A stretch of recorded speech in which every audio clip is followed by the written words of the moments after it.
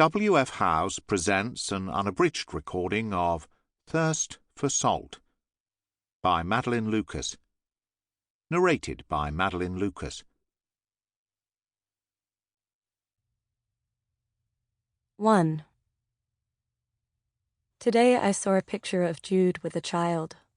Not one of the fair-haired nieces I remembered from photographs around the old house who would be grown by now, but a dark-haired little girl. 3 or 4 years old, still soft-cheeked, straight hair cropped at her chin, a short fringe that looked home-trimmed, eyes so brown they were almost black, a cupid's bow mouth stained with berries at the creases, Jude's lips. The photograph had been featured in an article about a portrait prize for capturing contemporary Australian life. The artist herself was unfamiliar to me, but it had come up when I searched Jude's name. Such a long time since I'd seen or heard from him, though sometimes, lonely and between lovers, I looked him up online. There was never much to find.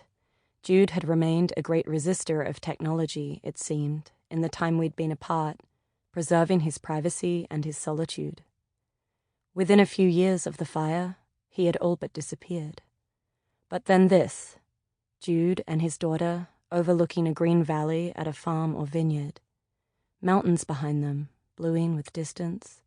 Somewhere in Tasmania, low grey fog lingering above the hills like a memory of smoke. It was something in the way he held her. That's how I knew she was his.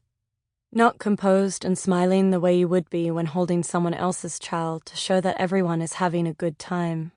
They were caught off guard, Jude with his back to the camera and the girl in his arms. She was peering over his shoulder at whoever was taking the picture.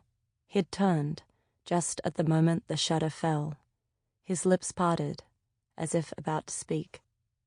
His face had aged, skin creased and papery at the corners of his eyes and the folds of his neck, which looked sunburned and tender, his hair cut shorter now.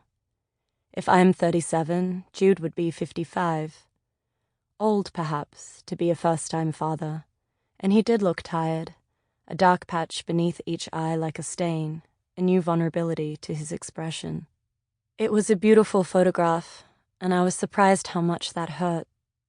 The greens lush and saturated like a country fresh with rain, color so rich I could almost taste the earth, the water in the air, the little girl's expression solemn and soft, the art of it, the intimacy of that gaze. Briefly, it seemed like I had stumbled across an image from another life, that what I had seen was... Sample complete. Ready to continue?